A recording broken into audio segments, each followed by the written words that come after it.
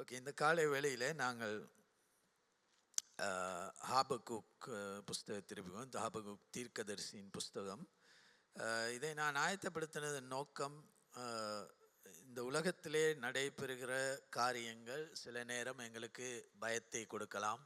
உலகத்திலே மத்திய கிழக்கிலே நடைபெறுகிற யுத்தம், எம்முடைய நாட்டிலே நடைபெறுகிற பிரச்சனைகள், அநேகமாக எங்களுடைய வாழ்க்கையிலே நடைபெறுகிற பிரச்சனைகள், இவைகளுக்கூடாக சில நேரம் நாம் பயத்தோடு ஜீவிக்கலாம். என்ன நடக்கும், நாளை என்ன நடக்கும், எப்படியாக நாம் இவைகளுக்கு முகம் கொடுக்க போகிறோம். ஆனால் இந்த ஆபகுக் தீர்க்கதரிசியின் புஸ்தகத்தை நாம் பார்க்கும் பொழுது அங்கே முதலாவது நாங்கள் 1ஆம் அதிகாரம் 1 வசனத்தை வாசிப்போம். வாசிக்கிறீங்களா? யாரு? ஆபகுக் என்னும் தீர்க்கதரிசி தரிசனமாய் கண்ட பாரம். கர்த்தாவே, நான் எதுவரைக்கும் உம்மை நோக்கி கூப்பிடுவேன், நீர் கேளாமல் இருக்கிறீரே. கொடுமை நிமித்தம் நான் எதுவரைக்கும் உம்மை நோக்கி கூப்பிடுவேன், நீர் ரட்சியாமல் இருக்கிறீரே. நீர் எனக்கு அக்கிரமத்தை காண்பித்து என்னை தீவினையாய் பார்க்கிறது என்ன? கொள்ளையும் கொடுமையும் எனக்கு எதிரே நிற்கிறது. வழக்கையும் வாதையும் எழுப்புகிறவர்கள் உண்டு. ஆகையால் நியாய பிரமாணம் பலனற்றதாகி நியாயம் ஒருபோதும் செல்லாமற் போகிறது. துன்மார்க்கன் நீதிமானை வளைத்துக் கொள்கிறான், ஆதலால் நியாயம் புரட்டப்படுகிறது. இந்த இடத்துல நான் ஓரளவு நம்முடைய இஸ்ரேல் தேசத்தின் அந்த வரலாறை பார்க்கும்போது, சாலமோன் ராஜாவின் ஆட்சி முடிந்த பிறகு இஸ்ரேல் தேசம் 2ஆக பிளவுபட்டது. ஒன்று 10 கோத்திரங்கள், அது வட பக்கத்திலே 10 கோத்திரங்கள், அதுக்கு பிறகு யூதா மற்ற கோத்திரம். இங்கே அதை நாங்கள் 2ஆக பிரிப்போம், யூதா மற்றும் இஸ்ரேல் அந்த வட கோத்திரத்திலே. அப்போ என்ன நடந்துச்சு, அந்த அதிகமாக தேவனை வேதனைப்படுத்தி அக்கிரமம் செய்து பாவம் செய்து ஜீவித்தவர்கள் அந்த வடக்கே இருந்த 10 கோத்திரங்கள். அப்போ அந்த காலத்திலே வல்லமையான ஒரு சாம்ராஜ்யமாக இருந்தது அசீரிய சாம்ராஜ்யம். அப்போ கிறிஸ்துவுக்கு முன் 722 அவர்கள் அந்த அசீரியர்கள் அந்த இஸ்ரவேல் கோத்திரத்தார் அந்த 10 கோத்திரங்களையும் அப்படியே பிடித்து கொண்டு போய்விட்டார்கள், வேறொரு தேசத்துக்கு அடிமைகளாக கொண்டு போய்விட்டார்கள். அதற்கு பிறகு அவர்களுக்கு என்ன நடந்தது என்றே தெரியாது. ஆனால் இந்த பக்கம் யூதா கோத்திரம், அவர்கள் ஆண்டவரை ஆராதித்து ஓரளவு ஆண்டவருக்கு பிரியமாக கீழ்ப்படிந்து ஜீவித்தார்கள். ஆனால் இந்த ஆபகுக் தீர்க்கதரிசியாக இருந்த காலத்திலே இப்பொழுது நீங்கள் வாசித்ததை போல் இந்த யூதா கோத்திரமும் மிகவும் ஆவிக்குரிய நிலையிலே பின்வாங்கின நிலைக்கு வந்துவிட்டது. அப்படி என்றால் அவர்கள் அதைத்தான் நாங்கள் இங்கே பார்க்கிறோம். ஆண்டவர் அவன் ஆபகுக்கு தேவனை பார்த்து சில கேள்விகளை கேட்கிறான். அப்போ நீங்கள் கேட்கலாம், ஆண்டவரை பார்த்து கேள்வி கேட்கலாமா? ஆண்டவரை பார்த்து கேள்வி கேட்க முடியும். தேவன் எங்களை நேசிக்கிற தேவன், நாம் தேவனை பார்த்து கேள்விகள் கேட்கலாம். இங்கே ஆபகுக்கு என்ன கேட்கிறான்? கர்த்தாவே, நான் எதுவரைக்கும் உம்மை நோக்கி கூப்பிடுவேன், நீர் கேளாமல் இருக்கிறீரே. கொடுமை நிமித்தம் நான் எதுவரைக்கும் உம்மை நோக்கி கூப்பிடுவேன், நீர் ரட்சியாமல் இருக்கிறீரே. நீர் எனக்கு அக்கிரமத்தை காண்பித்து. அப்போ இங்கே பாருங்க, இந்த ஆபகுக் தீர்க்கதரிசி அக்கிரமத்தை காண்கிறான். என்னை தீவினையை பார்க்க பண்ணுகிறது என்ன? அப்படி என்றால் அவனை சுற்றிலும் அங்கே அக்கிரமம் காணப்படுகிறது, தீவினை காணப்படுகிறது. மற்றது கொள்ளையும் கொடுமையும் எனக்கு எதிரே நிற்கிறது. அங்கே கொள்ளை, அப்பாவிகளை கொள்ளையடிப்பது, தீவினை, வழக்கையும் வாதையும் எழுப்புகிறவர்கள் உண்டு. அப்படி என்றால் அங்கே நியாயம் இல்லை. ஒரு வழக்குக்கு போனால் அங்கே நியாயம் கிடைக்காது. ஆகையால் நியாயப்பிரமாணம் பலனற்றதாகி நியாயம் ஒருபோதும் செல்லாமல் போகிறது. துன்மார்க்கன் நீதிமானை வளைந்து கொள்ளுகிறான், ஆதலால் நியாயம் புரட்டப்படுகிறது. அப்போ இந்த மாதிரியாக ஒரு பயங்கரமான சூழ்நிலையிலே இந்த யூதா கோத்திரம் காணப்பட்டது. அப்பொழுது ஆபகுக் என்ன பார்க்கிறான்? தேவனை பார்த்து கேட்கிறான், இவைகளெல்லாம் பார்க்கிறதுக்காக நீர் ஏன் என்னை வைத்திருக்கிறீர்? நான் எங்க உலகத்திலையும் பிரச்சனை, சபையிலையும் பிரச்சனை, எல்லா இடத்துலையும் பிரச்சனை. அப்போ என்ன, நான் இவைகள் எல்லாவற்றையும் நான் ஏன் பார்க்க வேண்டும்? இதுதான் ஆபகுக் முதலாவது கேட்ட கேள்வி. அப்போ அவன் மிகவும் ஒரு குழப்பமான நிலையிலே இருந்தான். முதலாவது 2 குழப்பங்கள். நாம் இந்த புஸ்தகத்தின் எல்லா வார்த்தைகளையும் வாசிக்க முடியாது. ஆனால் ஆபகுக்கு 2 குழப்பங்கள் இருந்தது. ஒன்று என்ன, இப்படியாக இந்த ஜனங்கள் இவ்வளவு தேவனுக்கு கீழ்ப்படியாமல் அக்கிரமம் செய்து பாவம் செய்து கொலை செய்து கொள்ளையடித்து எல்லா காரியங்களையும் செய்து கொண்டிருந்தும் தேவன் ஏன் மௌனமாய் இருக்கிறார்? நான் ஜெபிக்கிறேன், ஆண்டவரிடம் கதறுகிறேன், ஆனால் ஆண்டவர் அதை கேட்கிறதை போல் அல்ல, ஆண்டவர் மௌனமாக இருக்கிறார். அப்ப திடீரென்று இவன் இந்த கேள்விகளை கேட்க பொழுது ஆபகுக் அங்கே ஆண்டவர் பதில் கொடுக்கிறார். 5ஆம் வசனத்தில் நாம வாசிப்போம் ஒரு 2 வசனங்களை. நீங்கள் புறஜாதிகளை நோக்கி பார்த்து ஆச்சரியப்பட்டு பிரமியுங்கள், விவரிக்கப்படாமலும் நீங்கள் விசுவாசியாத ஒரு கிரிகையை உங்கள் நாட்களில் நடப்பிப்பேன்.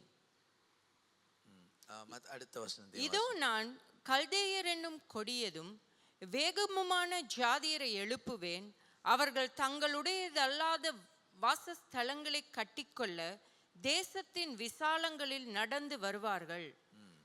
அப்ப இந்த இடத்துல ஆண்டவர் என்ன சொல்றாரு? நான் இந்த ஜனங்களை தண்டிப்பதற்காக பாபிலோனியர்களை நான் அனுப்ப போகிறேன். இப்ப இங்க இந்த யூதா கோத்திரத்தார் ஆண்டவருக்கு பிரியம் இல்லாமல் பயங்கரமான பாவங்களை செய்து அக்கிரமங்களை செய்து கொண்டிருந்தார்கள். உடனே ஆண்டவர் என்ன சொன்னார்? நான் இவர்களை நேராக நான் தண்டிக்க போவதில்லை, பாபிலோனியர்களை அனுப்பி இவர்களுக்கு நான் ஒரு தண்டனையை கொடுக்க போகிறேன். உடனே ஆபகுக்கு இதை விட அதிகமாக ஒரு குழப்பம் வந்துவிட்டது. என்ன குழப்பம்? அந்த பாபிலோனியர்கள் இந்த இஸ்ரவேலர்களை விட மிகவும் மோசமானவர்கள். அவர்கள் அந்த காலத்திலே அசீரியர்களுக்கு பிறகு பாபிலோனியர்கள் தான் ஒரு பெரிய ராஜ்யமாக அங்கே உருவெடுத்து கொண்டு வந்தார்கள்.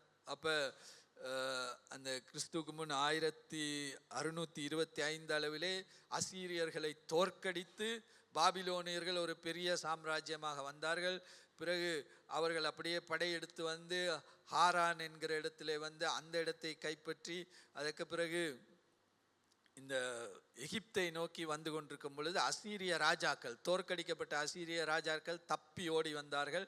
ஹாரானுக்கு ஓடி அங்கிருந்து காக்கெமிஷ் என்கிற ஒரு இடத்திலே அவர்கள் எல்லோரும் ஒளிந்து கொண்டிருந்த பொழுது பாபிலோனியர்கள் அவர்களை எப்படியாவது கொன்றுவிட வேண்டும் என்று விரட்டி கொண்டு வந்தார்கள். அப்பொழுது எகிப்தின் ராஜா இந்த அசீரிய மன்னர்களை காப்பாற்றும்படியாக வந்த பொழுது அவன் இஸ்ரவேலை தாண்டி தான், யூதா கோத்திரத்தை தாண்டி தான் வர வேண்டும். உடனே யூதா கோத்திரத்திலே ஒரு ராஜா இருந்தான். அவன் அந்த எகிப்து ராஜாவுக்கு எதிராக யுத்தம் செய்தான். அவன் தான் யோசியா ராஜா. அவன் யுத்தம் செய்த பொழுது அவன் அந்த இடத்திலே மரித்து போனான். இந்த யோசியா ராஜா மிகவும் முக்கியம். ஏனென்றால் யோசியா ராஜாவின் தகப்பன் அமோன் என்கிற ஒருவன், அவனுடைய தாத்தா மனாசே. இவர்கள் இருவரும் பயங்கரமான பாவங்களை செய்தவர்கள். அங்கே விக்கிரக ஆராதனையும் பயங்கரமான பால் ஆராதனை இப்படி எல்லாவற்றையும் இஸ்ரவேலுக்கு கொண்டு வந்தவர்கள் யோசியாவின் அப்பாவும் தாத்தாவும். ஆனால் அதிசயமாக யோசியா அந்த இஸ்ரவேல் யூதா கோத்திரத்தின் ராஜாவாக வந்த பிறகு அவன் ஒரு ஆவிக்குரிய மாற்றத்தை கொண்டு வந்தான். அங்கே விக்கிரகங்களை எல்லாம் அகற்றி ஜனங்கள் அந்த வேறு தேவர்களை ஆராதிப்பதை நிறுத்தி அங்கே ஒரு வேத புஸ்தகத்தை அவன் அந்த ஆலயத்திலிருந்து எடுத்து ஜனங்கள் எல்லோருக்கும் அதை வாசித்து, நாம் இப்படியல்லவா தேவனை ஆராதிக்க வேண்டும், நாங்கள் பிழையாக செய்து கொண்டிருக்கிறோம் என்று அவன் மூலமாக ஒரு ஆவிக்குரிய எழுப்புதல் அந்த இடத்துல ஏற்பட்டது. ஆனால் என்ன நடந்தது? இந்த யுத்தம், இந்த எகிப்து ராஜா அசீரியர்களை காப்பாற்ற போகும் பொழுது இந்த யோசியா அவர்களோடு யுத்தம் செய்த பொழுது என்ன நடந்தது? யோசியா அங்கே கொல்லப்பட்டு அவன் மரித்து போனான். மரித்து போன பிறகு என்ன? அவனுக்கு 3 மகன்மார் இருந்தார்கள். அதிலே ஒருவன் ராஜாவாக வந்த பிறகு என்ன நடந்தது? இவன் செய்த அந்த ஆவிக்குரிய மாற்றங்கள் எல்லாம் மாறி மீண்டும் பழையபடி அவர்கள் அக்கிரமங்களை செய்ய, அதை தான் நீங்க ஞாபகம் சொல்லுகிறான். மீண்டும் பழையபடி அவர்கள் கொள்ளையும் கொடிய காரியங்களையும் அக்கிரமங்களையும் எல்லாவற்றையும் மீண்டும் அவர்களே செய்ய தொடங்கி விட்டார்கள். ஆகையால் என்ன செய்தான்? தேவன் சொன்னார், நான் அவர்களை நேராக தண்டிக்க போகிறேன். நான் பாபிலோனியர்களை அனுப்பி அவர்களை நான் தண்டிக்க போகிறேன். அப்போ நம்முடைய வாழ்க்கையிலே நாம் பார்த்தால் என்ன, பல நேரங்களிலே நம்முடைய வாழ்க்கையிலே இருக்கிற பிரச்சனைகளுக்கு நாம் சில நேரம் தேவன் வேறு உதாரணங்களை காட்டுவார். அப்படி என்றால் என்ன, இந்த யூதா கோத்திரத்தினர் இஸ்ரவேல் ஜனங்களுக்கு என்ன நடந்தது, அவர்களும் இப்படிதான் நியாயம் செய்யாமல் பலவிதமான கொடிய காரியங்களை செய்த பொழுது அசீரியர்கள் வந்து அவர்களை அடிமையாக கொண்டு போய் விட்டார்கள். ஆனால் அதை கண்டு இவர்கள் ஒரு பாடத்தை கற்றுக்கொள்ளவில்லை. இவர்கள் அந்த இதை கேட்டு ஒரு பாடத்தை கற்றுக்கொள்ளாமல் இவர்களும் அதே போல் பாவங்களை செய்து மீண்டும் மீண்டும் கிரியை செய்து கொண்டிருந்த பொழுது தேவன் என்ன செய்தார், இவர்களுக்கும் பாபிலோனியர்களை அனுப்பினார். அப்போ ஆபகுக்கு இது ஒரு பெரிய குழப்பம். என்ன குழப்பம்? ஒன்று, உம்முடைய ஜனங்களை நீ நேராக தண்டியும், ஏன் அவர்களை விட ஒரு மோசமான இன்னொரு ராஜ்யத்தை கொண்டு வந்து நீர் ஏன் அவர்களை தண்டிக்கிறீர்? அப்போ ஆண்டவர் என்ன சொல்லுகிறார், ஆபகுக்கு என்ன சொல்லுகிறார், நான் வந்து அவர்களை ஒரு கருவியாக நான் அவர்களை பயன்படுத்துவேன். அப்போ நாம் என்ன செய்கிறோம், ஆண்டவர் சொல்லுகிற படி, ஆண்டவரோட வசனத்துக்கு சொல்லுகிறபடி நாம் தேவனுக்கு பிரியமாக ஜீவிக்காவிட்டால் பல சூழ்நிலைகளை தேவன் பயன்படுத்துவார் நம்மை சரிப்படுத்துவதற்காக, நம்மை திருத்துவதற்காக. அப்போ அப்படி நாம் திருந்தாவிட்டால் நாம் இன்னும் ஆழமான குழிக்குள்ளே தான் நாம் போய் கொண்டிருப்போம். ஆண்டவர் எதை வேண்டுமானும் பயன்படுத்தலாம். அங்கே பார்க்கிறோம், பழைய ஏற்பாட்டிலே ஆண்டவர் ஒரு பேலம் என்கிற ஒரு தீர்க்கதரிசி, அவன் போய்கொண்டிருந்த ஒரு கழுதையை பயன்படுத்தினார் அவனிடம் பேசுவதற்கு. இந்த காலத்திலே கழுதைகள், கார்ட்டூன்லே தான் நாம் கழுதைகள் பேசுவதை பார்க்கிறோம். மிருகங்கள் பேசாது, எங்களுக்கு தெரியும். ஆனால் ஆண்டவரால் ஒரு கழுதையை கூட பயன்படுத்த முடியும் ஒரு மனுஷனுக்கு ஒரு செய்தியை கொடுக்க, ஒரு திருத்துவதற்கு. அல்லது ஆண்டவர் ஒரு மீனை பயன்படுத்தினார். யாரை பிடிப்பதற்காக? யோனாவை. யோனா தேவனுக்கு கீழ்ப்படியாமல் வேறொரு இடத்துக்கு ஓடிக்கொண்டிருந்தான். ஆண்டவர் ஒரு மீனை பயன்படுத்தினார். அதே போல் வேறு ராஜாக்கள், அங்கே சைரஸ், அவன் வந்து ஒரு அந்நிய ராஜா. ஆனால் தேவன் அவனை பயன்படுத்தினார் எருசலேம் ஆலயத்தை திரும்ப கட்டும்படியாக. அப்போ ஆண்டவர் எங்களுடைய வாழ்க்கையிலும் நாம் தேவனுடைய வசனத்துக்கு கீழ்ப்படியாமல் ஆண்டவருடைய வார்த்தையை, ஆண்டவருடைய சத்தத்தை கேட்டு அவருக்கு பிரியமாக நாம் ஜீவிக்காவிட்டால் ஆண்டவர் பல சூழ்நிலைகளை பயன்படுத்துவார், வேறு மனிதரை பயன்படுத்துவார். அப்போ நாங்கள், ஆண்டவரே என்னை விட அவன் மோசமாக இருக்கிறான், அவனை பயன்படுத்துகிறீரே என்னை சிட்சிப்பதற்காக. அவனை விட நான் நீதிமானாக இருக்கிறேன். ஆனால் ஆண்டவர் என்ன சொல்வார், இல்லை, நான் உன்னை நேசிக்கிறேன், உன்னை சரிப்படுத்துவதற்காக நான் என்ன செய்கிறேன், வேறொருவரை நான் பயன்படுத்துகிறேன். அப்போ ஆண்டவர் சில நேரம் நம்முடைய வாழ்க்கையிலே கடினமான சில ஆட்களை வைத்திருப்பார். அவர்கள் மூலமாக எங்களுக்கு கஷ்டங்கள் வரும், வேதனை வரும், சமாதானம் வராது. ஆனால் அவைகளுக்கூடாக ஆண்டவர் என்ன செய்கிறார், உங்களை சரிப்படுத்த பார்க்கிறார், உங்களை திருத்த பார்க்கிறார். இப்போ ஒரு ஜெபிக்கவே மாட்டோம், ஆனால் ஒரு பயங்கரமான குழப்பமான ஒரு பிள்ளை, கீழ்ப்படியாத ஒரு பிள்ளை அப்படின்னா உடனே நாங்கள் ஜெபிக்க ஆரம்பிச்சிடுவோம். அப்போ என்ன, நாங்கள் ஜெபிக்காதவர்கள் ஜெபிக்க தொடங்கி விடுவோம். அப்போ ஆண்டவர் சில நேரம் அவரோடு நாங்கள் தொடர்பு வைக்காமல், ஆண்டவருடைய காரியங்களில் ஈடுபடாமல் இருந்தால் ஏதாவது ஒரு காரியத்தை செய்து ஆண்டவர் எங்களை சரிப்படுத்துகிற தேவனாக இருக்கிறார். ஆகையால் கஷ்டமான காரியங்கள், கஷ்டமான ஜனங்கள், கஷ்டமான சூழ்நிலைகளை நம்முடைய வாழ்க்கையில் வரும் பொழுது நாம் மற்றவர்களை குறை கண்டு கொண்டிருக்கக்கூடாது. முதலாவது என்னிலே என்ன இருக்கிறது, பைபிளில் என்ன சொல்கிறது, முதலில் உன் கண்ணில் உள்ள அந்த உத்திரத்தை நீ எடுத்து போடு, மற்றவர்களுடைய கண்ணில் உள்ள தூசியை நீ பார்க்காது. அப்போ நாம் என்ன செய்ய வேண்டும், முதலாவதாக நாம் பார்க்க வேண்டும், என்னிலே என்ன பிழை இருக்கிறது, நான் என்னத்தை சரிப்படுத்தி கொள்ள வேண்டும், ஏன் இந்த சூழ்நிலையிலே நான் கடந்து போகிறேன், ஏன் இந்த வேதனை, ஏன் இந்த பிரச்சனை. சில நேரம் நம்மேல் பிழை இல்லாமல் இருக்கலாம், ஆனால் ஆண்டவர் சில நேரம் எம்முடைய விசுவாசத்தை சோதிப்பதற்காக சில காரியங்களை நம்முடைய வாழ்க்கையிலே அனுப்புவார். ஆமென். அப்போ இந்த இடத்துல முக்கியமாக இந்த மாதிரி இப்போ இந்த இடத்துல பார்க்குறோம், ஹாபக்குக் வந்து மிகவும் அவன் ஒரு தேவனுக்கு பயந்த மனிதன், நல்ல மனிதன், தீர்க்கதரிசி. ஆனால் அவன் குழம்பி போய் காணப்பட்டான். என்ன குழப்பம்?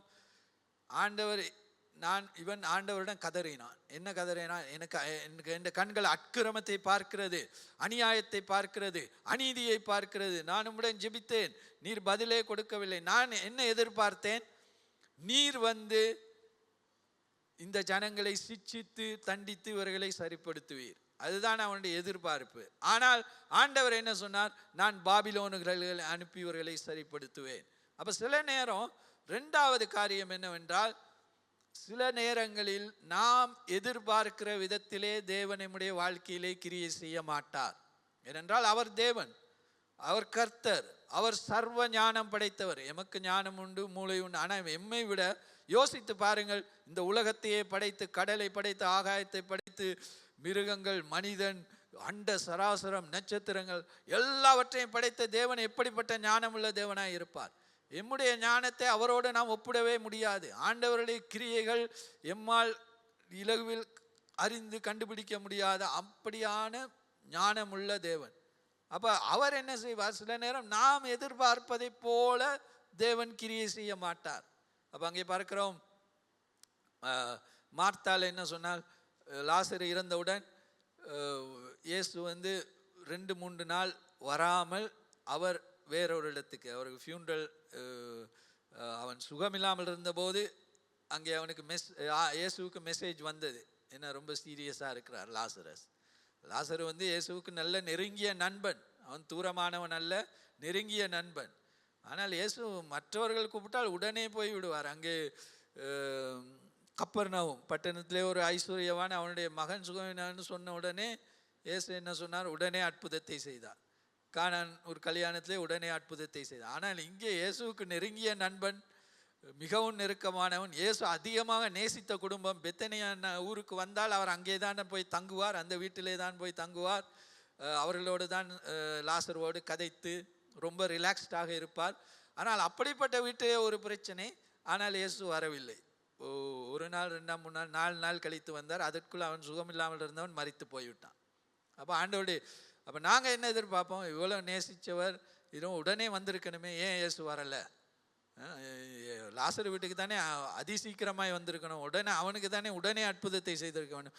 ஆனால் ஆண்டவருடைய கிரியை வந்து, ஆண்டவர் கிரியை செய்கிற விதம் எமக்கு அப்பாற்பட்டது. அப்போ நாங்கள் என்ன செய்கிறோம்? ஆண்டவர் இப்படித்தான் கிரியை செய்ய வேண்டும். அப்படி எதிர்பார்த்தால் சில நேரம் நம்முடைய வாழ்க்கையிலே நாம் சோர்வடைந்து விடுவோம். ஏனென்றால் உன் வழிகள் என் வழிகள் அல்ல, உன்னுடைய எண்ணங்கள் என்னுடைய எண்ணங்கள் அல்ல, நீ நினைப்பதை போல் நான் கிரியை செய்கிற தேவன் அல்ல.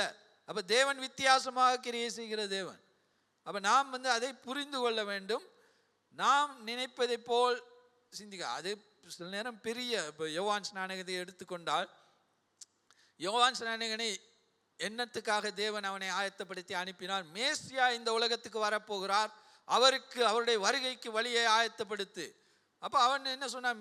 மேசியா வருகிறார் என்று அவன் ஜனங்களை ஆயத்தப்படுத்தினான். அப்போ ஆண்டவர் அவனுக்கு ஒரு அடையாளத்தை கொடுத்தார். என்ன? யார் மீது ஆவியானவர் புறாவை போல் வந்து இறங்குகிறாரோ, ஆவியானவர் இருக்கிறார், அவர் தான் மேசியா. ஆனால் அப்போ இவன் முழு உலகத்துக்கும் அறிவித்து விட்டான். இயேசுவுக்கு ஞானஸ்நானம் கொடுக்கும் பொழுது, இதோ உலகத்தின் பாவத்தை சுமந்து தீர்க்கும் தேவ ஆட்டுக்குட்டி என்று எல்லோருக்கும் அறிவித்து விட்டான். அறிவித்து விட்டு கடைசியாக அவன் சிறையில் இருக்கும் பொழுது இயேசு ஊழியங்களை செய்து கொண்டிருந்தார். அப்போ உடனே அவன் திரும்பவும் சீஷர்களை அனுப்புகிறான். அனுப்பி என்ன கேட்கிறான்? வருகிறது நீர்தானா அல்லது வேறொருவருக்காக நாம் காத்திருக்க வேண்டுமா? ஏனென்றால் அவன் எதிர்பார்த்த விதத்திலே இயேசு கிரியை செய்யவில்லை, எதிர்பார்த்த விதத்திலே இயேசு வரவில்லை. அப்போ நீங்கள் சில நேரம் நம்முடைய வாழ்க்கையிலையும் நம்முடைய குடும்பத்திலையும் இப்படித்தான் ஆண்டவர் கிரியை செய்யணும், இப்படி தான் என் ஜெபத்துக்கு பதில் கொடுக்கணும், இப்படி தான் ஆண்டவர் என்னுடைய வாழ்க்கையில் என் பிள்ளையின் விஷயத்தில் கிரியை செய்யணும், அப்படியெல்லாம் நாங்கள் நினைத்து கொண்டிருந்தால் சில நேரம் நாம் சோர்வடைந்து விடுவோம். சிலர் தேவன் மீது கோபம் கொள்ளுவார்கள், அவிசுவாசமாய் போய்விடுவார்கள். ஏன்? நாம் எண்ணுகிற பிரகாரம் தேவன் கிரியை செய்ய மாட்டார். சில நேரம் கிரியை செய்வார், ஆனால் அவருடைய வழிகள் வித்தியாசம். இங்கே ஆபக்குக்கின் பிரச்சனை என்ன? அவன் இப்படித்தான் தேவன் கிரியை செய்வான். தேவன் வந்து நேராக யூதா கோத்திரத்தை தண்டிக்க வேண்டும். ஆனால் தேவன் என்ன சொன்னார்? நான் அப்படி தண்டிக்க போவதில்லை, நான் பாபிலோனியர்களை அனுப்பி அவர்களை தண்டிப்பேன். ரெண்டாவது வந்து இந்த காலை வேளையில் நான் உங்களோட முக்கியமாக பகிர்ந்து கொள்வது, அப்போ நீங்கள் முதல் 2 பாயிண்ட், ஒன்று வந்து நீங்கள் ஜெபிக்கலாம், ஆண்டவர்கிட்ட காரியங்களை கேட்கலாம், ஆண்டவரிடம் உங்களை அர்ப்பணிக்கலாம், ஒப்பு கொடுக்கலாம். ஆனால் அதே நேரம் நீங்கள் எண்ணுகிற பிரகாரம் ஆண்டவர் பதிலளிக்க வேண்டும் என்று நீங்கள் எதிர்பார்க்க கூடாது. சில நேரம் ஆண்டவர் கிரியை செய்கிற விதமே வித்தியாசம். ஆண்டவர் அங்கே நாம் எண்ணுகிறதற்கும் சிந்திக்கிறதுக்கும் அப்பால் தேவன் கிரியை செய்கிறவராக இருக்கிறார். அதுக்கு பிறகு 2ஆம் அதிகாரத்தில், அந்த ஆபகுக்கின் 2ஆம் அதிகாரத்தை நாம் வாசித்தால் 1 தொடக்கம்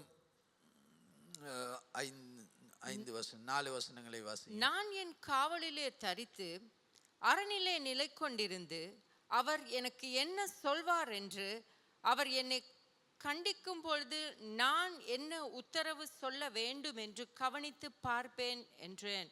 அப்பொழுது கர்த்தர் எனக்கு பிரதி உத்தரமாக, நீ தரிசனத்தை எழுதி கடந்தோடுகிறவன் வாசிக்கும்படி பலகையிலே தீர்க்கமாய் வரை, குறித்த காலத்து தரிசனம் இன்னும் வைக்கப்பட்டிருக்கிறது, முடிவிலே அது விளங்கும், அது பொய் சொல்லாது, அது தாமதித்தாலும் அதற்கு காத்திரு, அது நிச்சயமாய் வரும், அது தாமதிப்பதில்லை. இதோ அகங்காரியாய் இருக்கிறேனே, அவனுடைய ஆத்மா அவனுக்குள் செம்மையானது அல்ல, தன் விசுவாசத்தினாலே நீதிமான் பிழைப்பான். சரி, அப்போ இந்த இடத்துல நாங்கள் பார்க்குறோம், ஆண்டவர் வந்து ஆபகுக் ஆண்டவர் என்ன பதிலை கொடுக்க போகிறார். 2 கேள்வி கேட்டுக்கிட்டான். ஒன்று வந்து, இவ்வளவு அக்கிரமம் நடக்கிறது, நீர் பார்த்து கொண்டிருக்கிறீர், ஒன்றும் செய்யாமல் இருக்கிறீர். 2வது வந்து, உடனே ஆண்டவர் சொன்னால், நான் கல்தேயர் என்றால் பாபிலோனரை அனுப்புகிறேன் இவர்களை நியாயம் தீர்க்கும்படியா. உடனே 2வது கேள்வி, ஏன் பாபிலோனியர்களை அனுப்புகிறீர்? ஏன் நேராக உம்மால் சிச்சிக்க முடியாது, தண்டிக்க முடியாது, சரிப்படுத்த முடியாது? உடனே அவன் ஆண்டவர் என்ன பதில் சொல்லுகிறார் என்று அவன் அங்கே போய் மேலே காத்து கொண்டிருக்கிறான். அப்போ காத்து கொண்டிருந்த பொழுதுதான் கர்த்தர் இந்த பதிலை கொடுக்கிறார். இதிலே முக்கியமாக நாம் பார்க்க வேண்டிய ஒரு விஷயம் என்னவென்றால், இந்த 2ஆம் அதிகாரம் 4ஆம் வசனத்தை நாம் வாசிப்போம். இதோ அகங்காரியா இருக்கிறேனே, அவனுடைய ஆத்மா அவனுக்குள் செம்மையானது அல்ல, தன் விசுவாசத்தினாலே நீதிமான் பிழைப்பான். இது மிகவும் முக்கியம். தன் விசுவாசத்தினாலே நீதிமான் பிழைப்பான். இப்ப ஆபகுக்கு வந்து ஒரு பயங்கரமான சூழ்நிலையிலே இருக்கிறான். என்ன பயங்கரமான சூழ்நிலை? பாபிலோனியர்கள் படையெடுத்து வந்து யூதா கோத்திரத்தை அழிக்க போகிறார்கள். அங்கே அவனுக்கு தெரிந்தவர்கள், அவனை நேசித்தவர்கள், அன்பானவர்கள் கொலை செய்யப்பட போகிறார்கள். அவருடைய வீடுகள் அழிக்கப்பட போகிறது, கொள்ளையடிக்கப்பட போகிறது. பயங்கரமான ஒரு பாதிப்பு இந்த யுத்தத்தின் நிமித்தமாக, இந்த படையெடுப்பின் நிமித்தமாக ஒரு பெரிய பேரழிவு ஏற்பட போகிறது. இப்போ இன்றைக்கு இலங்கைக்கு எதிராக ஒரு நாடு நாளைக்கு படையெடுத்து வரப்போகிறோம் என்றால் நாங்கள் எவ்வளவு நடுங்கி போயிருப்போம், பயந்து போயிருப்போம். எங்கே குண்டு விழுகுமோ, என்ன நடக்குமோ, எந்த வீட எங்களை யார் உற்றார்வினர்கள் அழிக்கப்படுவார்கள், இப்படியாக நாங்கள் பயந்திருப்போம். அதே போல் ஆபகுக் மிகவும் பயந்து போயிருந்தான் இந்த அப்போ நாம் இப்போ சில நேரம் இன்றைக்கு அநேகர் இந்த மத்திய கிழக்கில் நடக்கிற யுத்தம், இதன் மூலமாக நாம் வந்து அவர்கள் இங்கே குண்டு போடுவார்கள் என்று பயப்படுவதில்லை. ஆனால் அந்த யுத்தத்தின் மூலமாக எங்களுடைய எல்லோருடைய வாழ்க்கையிலும் ஒரு பாதிப்பு ஏற்படுகிறது. என்ன பாதிப்பு? எண்ணெய் விலை உயரும் போது பொருட்களின் விலை உயர்கிறது. அதே போல் எப்படியாக நாம் பொருளாதார ரீதியிலே நாம் இதற்கு எப்படி முகம் கொடுக்க போகிறோம், எப்படி இந்த சவால்களை ஃபேஸ் பண்ண போகிறோம். ஏன்னா பெட்ரோல் விலை கூடினா அதோட எங்களுடைய சாமான் விலை கூடும் பொழுது எங்களால் இருக்கிற பணத்திலே சமாளிக்க முடியுமா, இந்த பிரச்சனைக்கு முகம் கொடுக்க முடியுமா? இப்படியாக அநேகர் சிலர் சொல்லுகிறார், அந்த பெட்ரோல் அங்கே கப்பல்கள் வர முடியாதபடியால் உரம், இந்த பயிர் செய்ய தேவையான உரங்கள் வராவிட்டால் எங்களால் ஒழுங்காக பயிர் செய்து மரக்கறிகள் எல்லாவற்றையும் எங்களால் பெற்றுக்கொள்ள முடியாது. ஆகையால் இங்கே பொருளாதார ரீதியாக பிரச்சனைகள் வரும். இப்படியெல்லாம் நாங்கள் பயந்து கொண்டிருப்போம். அப்போ ஆபகுக் அதே மாதிரியாக அவன் பயந்து தான் இருந்தான். அவன் நான் நடுங்குகிறேன், நான் பயத்தோடு இருக்கிறேன் என்று ஆபகுக் சொல்லுகிறான். ஆனால் ஆண்டவர் அவனுக்கு என்ன சொல்லுகிறார்? இதோ அகங்காரியாயிருக்கிறானே, அவனுடைய ஆத்துமா அவனுக்குள் செம்மையானதல்ல, தன் விசுவாசத்தினாலே நீதிமான் பிழைப்பான். அப்ப என்ன, இந்த மாதிரியான பிரச்சனைகள் நிறைந்த இந்த சூழ்நிலையிலே தேவன் நம்மிடம் என்ன எதிர்பார்க்கிறார்? விசுவாசம். விசுவாசத்தினால், அப்ப ஆண்டவர் சொன்னார், விசுவாசத்தினால் நீதிமான் பிழைப்பான். அகங்காரியாயிருந்து, அப்படி அகங்காரம் என்ற பெருமையோடு, ஆண்டவர் மீது நம்பிக்கை வைத்தாமல் பெருமையோடு நாம் இருந்தோம் என்றால், அவனுடைய ஆத்துமா அவனுக்குள் செம்மையாதன அல்ல என்றால் தேவன் அவனை தப்புவிக்க முடியாது. அகங்காரியை, பெருமையானவனை தேவனால் தப்புவிக்க முடியாது. ஆனால் தேவன் நமக்கு சொல்லுகிறது என்ன? நாம் தேவனை விசுவாசிக்க வேண்டும். ஹல்லேலூயா. எந்த பிரச்சனை வந்தாலும் விசுவாசத்தினால் நீதிமான் பிழைப்பான். அப்ப நம்முடைய விசுவாசம் மிகவும் முக்கியம். ஆண்டவர் சொன்னார், இயேசு கிறிஸ்து இந்த உலகத்துக்கு வரும்பொழுது விசுவாசம் காணப்படுமா என்று ஒரு கேள்வியை ஆண்டவர் கேட்டார். அப்ப ஆண்டவர் இந்த சூழ்நிலையில, இந்த யுத்த காலம், இந்த பயங்கரமான சூழ்நிலையில ஆண்டவர் உங்களையும் என்னையும் எப்படி பாதுகாக்க போகிறார்? நாம் தேவனை விசுவாசிக்கும் பொழுது. நாம் தேவனை விசுவாசித்தார் கர்த்தர் என்னுடைய தேவைகளை எல்லாம் சந்திப்பார். கர்த்தர் என்னை காத்து கொள்ளுவார். பிரச்சனைகள் கூடாக போனாலும், சூழ்நிலை கூடாக போனாலும், பயங்கரமான சூழ்நிலை கூடாக நான் கடந்து போனாலும் ஆண்டவர் என்னை காத்து கொள்ளுவார். அந்த விசுவாசம் எங்களுக்கு இருக்க வேண்டும். சில நேரம் இந்த மாதிரியான சூழ்நிலையில கர்த்தர் அனுமதிப்பார் எங்களுடைய விசுவாசத்தை சோதிக்கும்படியாக. அப்ப இந்த காலவேளையில் நான் உங்களுக்கு என்ன சேலஞ்ச் கொடுக்கிறது?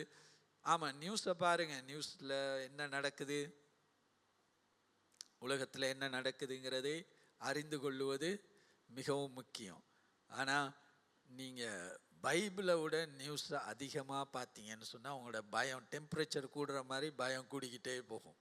இந்த தெர்மாமீட்டரை வச்சா காய்ச்சல்னா டெம்பரேச்சர் ஏறிக்கிட்டே போகும். அதே மாதிரி நீங்கள் நியூஸை மாத்திரம் அதிகமாக பார்த்து, இந்த செல்ஃபோனில் அங்கே என்ன நடக்குது, இங்கே நடக்குது, இஸ்ரேலில் என்ன நடக்குது, ஈரானில் என்ன நடக்குது, இதெல்லாம் நீங்கள் பார்க்குறீங்கன்னா அதை அறிந்து கொள்வது நல்லது. நியூஸ் பார்க்குறதுல பிழை இல்லை. ஆனால் அதை மாத்திரம் பார்த்து நீங்கள் தேவனுடைய வார்த்தையிலே நீங்கள் நேரத்தை செலவழிக்காவிட்டால், நியூஸ் பார்க்குறத விட நீங்கள் இதில் தான் நியூஸ் 15 நிமிஷம் பார்த்தா போதும். ஹெட்லைன்ஸ், நான் அப்படி தான் பார்க்குறது. ஹெட்லைன்ஸ் பார்த்தா போதும், எல்லாத்தையும் விலாவாரியான அறிய வேண்டிய அவசியம் இல்லை.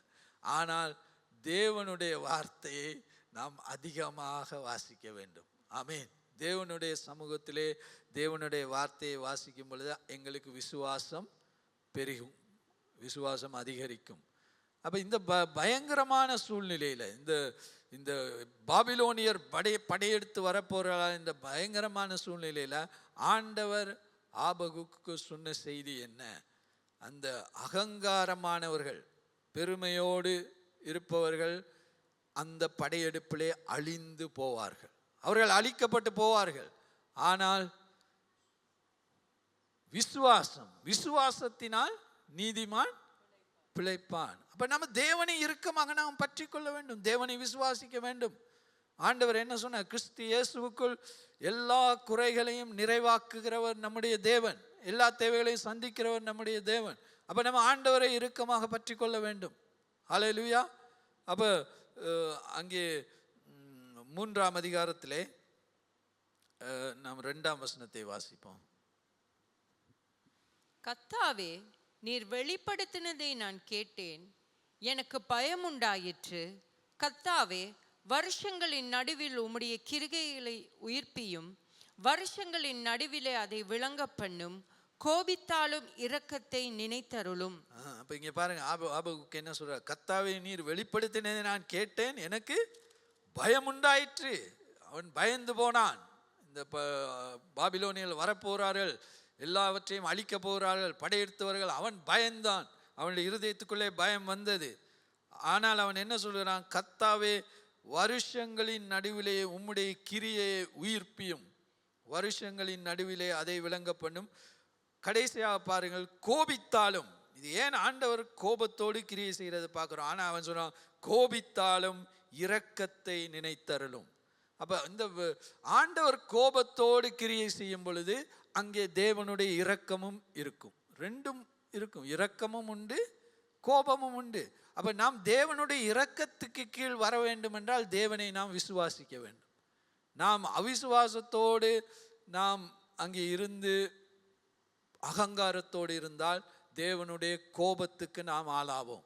ஆனால் இங்கே ரெண்டும் இருக்கிறது, கோபமும் இருக்கிறது, கிருபையும் இருக்கிறது. அப்போ ஆண்டவருடைய கிருபை எமக்கு தேவை என்றால் அவன் என்ன சொல்லுகிறான்? எனக்கு பயமா இருக்குது, இந்த படையெடுப்பு வருகிறது, இவ்வளவு பிரச்சனைகள் எல்லாம் வருகிறது, அந்த பயம் எனக்குள் இருக்கிறது. ஆனாலும் நீர் கோபத்தோடு கிரியை செய்கிறீர், நீர் கோபத்தோடு இந்த காரியங்களை அனுமதிக்கிறீர், ஆனாலும் என் மீது கிருபையாயிரும். அப்போ ஆண்டவருடைய கோபமும் உண்டு, கிருபையும் உண்டு. அவன் ஆண்டவருடைய கிருபைக்காக ஜெபிக்கிறான். அப்போ ஆண்டவர் நாம் விசுவாசத்தோடு இருந்து நாம் தேவனுடைய கிருபையை நாம் பெற்றுக்கொள்ள வேண்டும். ஹல்லேலூயா. ஆகையால் அந்த தேவனுடைய கிருபை வரும்பொழுது ஆண்டவர் பயத்தை அகற்றி எங்களுடைய இருதயத்திலே சமாதானத்தை கொடுப்பார், விசுவாசத்தை கொடுப்பார். நாம் பயத்தோடு ஜீவிக்க வேண்டியதில்லை. ஆமென். இந்த உலகத்திலே பலவிதமான யுத்தங்கள் வரலாம், அழிவுகள் வரலாம், பிரச்சனைகள் வரலாம். ஆனாலும் விசுவாசத்தினால் நீதிமான் பிழைப்பான். நாம் எப்படி பிழைக்க போகிறோம்? இந்த சூழ்நிலைகள் எல்லாம் நாம் பிழைப்பது எப்படி? விசுவாசத்தினால் மாத்திரம்தான். விசுவாசம் எப்படி வரும்? கேள்வியினால் வரும். என்னத்தை கேள்வி? வசனத்தை நாம் கேட்கும் பொழுது, வசனத்தின் மீது நாம் நேரத்தை செலவழிக்கும் பொழுது தான் எங்களுக்கு விசுவாசம் வரும். அப்போ கடைசியாக அங்கே பெரிய அழிவு, இது எல்லோருக்கும் தெரிந்த வசனம். அத்திமரம் துளிர் விடாமல் போனாலும், திராட்சை செடி பழம் உண்டாகாமல் போனாலும், ஒலிவ மரத்தின் பலனற்று போனாலும், வயல்களில் தானியங்கள் விளையாமல் போனாலும், கிடையில் ஆட்டு மந்தைகள் முதலற்று போனாலும், தொழுவத்தில் மாடுகள் இல்லாமல் போனாலும், நான் கர்த்தருக்குள் மகிழ்ச்சியாயிருப்பேன், என் ரட்சிப்பின் தேவனுக்குள் நான் களிகூறுவேன். இது ஒரு பயங்கரமான காலம். அத்திமரம் சரியான காலத்தில் அத்திமரம் துளிர் விடும், சரியான காலத்திலே திராட்சை செடி பழத்தை கொடுக்கும். அங்கே தொழுவத்திலே மாடுகள், இவைகள் எல்லாம் என்னத்தை சொல்லப்படுகிறது? அந்த இக்கானமிக் பொருளாதார சூழ்நிலை. அப்போ ஆனால் இங்கே ஆபக்கு பார்க்குற நேரம் இந்த பெரிய அழிவு வரும்போது இவைகள் எல்லாம் பாதிக்கப்பட போகிறது. அத்திமரம் துளிர்வான், அவன் சில நேரம் அவர்கள் மரங்களை எல்லாம் அழித்து வெட்டி பழங்களை எல்லாம் அங்கே டிஸ்ட்ராய் பண்ணி எல்லாம் பண்ணிவிட்டு போகிறான். மந்தைகள் ஆடுகள் எல்லாவற்றையும் அள்ளி கொண்டு போய் விடுவார்கள். எல்லாவற்றும் அவர்கள் எல்லாம் வெறுமையாக காணப்படும். ஆனாலும் அவன் என்ன சொல்லுகிறான்?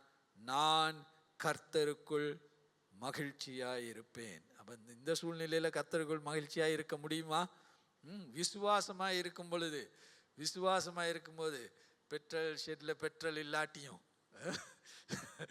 அங்கே ஒழுங்கான சரியான நேரத்தில் எங்களுக்கு சேலரி கிடைக்காட்டியும், சில நேரம் எங்களோட வேலை இல்லாமல் போனாலும், அப்படிதான் இந்த காலத்தில் அப்படித்தான் சொல்ல முடியும். இது ஒரு பயிர் செய்கிற ஏரியா. அதனால தான் ஆபகுக்கு அப்படி சொல்லுகிறார். அப்படி எல்லாம் நடந்தாலும் நான் கர்த்தருக்குள் மகிழ்ச்சியாயிருப்பேன், நான் கர்த்தரை விசுவாசிப்பேன். ஆண்டவர் என்னை கைவிட மாட்டார், என்னுடைய குடும்பத்தை கைவிட மாட்டார், என்னுடைய பிள்ளைகளை கைவிட மாட்டார். சிங்க குட்டிகள் தாழ்ச்சி அடைந்து பட்டினியாக இருக்கும். கர்த்தரை நம்புவர்களுக்கு ஒரு நன்மையும் குறைவுபடாது. ஆண்டவர் உங்களை பாதுகாப்பார், ஆண்டவருடைய தேவைகளை சந்திப்பார், ஆண்டவர் உங்களை பலப்படுத்துவார், ஆண்டவரை உங்களுக்கு அரணாய் இருப்பார், பாதுகாப்பாய் இருப்பார். கர்த்தரை நாம் நம்புவோம். கர்த்தரை நம்புவதில் ஒருபோதும் என்ன வெட்கப்பட்டு போவதில்லை. அங்கே கடைசியாக நான் பார்க்கிறோம், ஆண்டவராய் கர்த்தர், அவன் என்ன சொல்கிறான்? 19ஆம் வசனம் கடைசி வசனம். ஆண்டவராய் கர்த்தரின் பெலன், அவர் என் கால்களை மான்களின் கால்களை போலாக்கி உயரமான ஸ்தலங்களில் என்னை நடக்க பண்ணுவார். அப்ப அங்க மான்களின் கால்கள், அவன் கர்த்தர் தான் அவன் என்னுடைய பெலன். மான்களின் கால் என்றால் என்ன? இது மலைகளின் மேல் நடக்கிற அந்த மான்கள். அவைகள் தண்ணீர் குடிப்பதற்காக கீழே வரும், சில புட்களை சாப்பிடுவதற்காக கீழே வரும். கீழே வந்தவுடன் அங்கே கீழே மற்ற வேட்டையாடுகிற மிருகங்கள் காணப்படும், இந்த சிங்கம் இந்த மானை பிடிப்பதற்காக. ஆனால் அதற்கு நல்ல பார்வை உண்டு, நல்ல சென்ஸ், அதாவது டேஞ்சர், ஆபத்து இருக்கிறதுனா உடனே உணர்ந்து இம்மீடியட்லி உடனே மேலே மலைக்கு மேல் போய்விடும். அப்போ அதனுடைய கால்கள் நீங்கள் பார்த்துருப்பீங்க இந்த டிவியில், அந்த சின்ன பாறை, சின்ன துண்டுகள் ஒரு அங்கே வெளியில் இருக்கு, அதில் சரியாக அந்த காலை வைக்கும். அது அந்த முன்காலை வைத்த இடத்திலே அதை எடுத்தவுடன் பின்கால் சரியாக அந்த இடத்திலே வந்து லேண்ட் ஆகும். அப்படியாக அது நொடிப்பொழுதிலே மலைக்கு மேல் போய்விடும். ஏனென்றால் அப்போ ஆண்டவர் சொன்ன, அந்த மான்களின் கால்களைப் போல் நான் உன் கால்களை என்ன செய்வேன்? பலப்படுத்துவேன். உனக்கு நான் சகாயம் செய்வேன், நான் உன்னோடு கூட இருப்பேன். ஹல்லேலூயா. ஆகையால் இந்த காலை வேளையிலே நாம் என்ன செய்ய வேண்டும்? தேவனை விசுவாசிக்க வேண்டும். அவருடைய வார்த்தையை விசுவாசிக்கணும், வசனத்தை விசுவாசிக்கணும். எந்த நியூஸ் வந்தாலும் அதெல்லாம் நீங்கள் பாருங்கள், ஆனால் விசுவாசத்தை விட்டு விடக்கூடாது. ஹல்லேலூயா. அப்போ நாங்கள் கர்த்தருடைய சமூகத்திலே நாம் இந்த காலை வேளையிலே எழுந்திருப்போம்.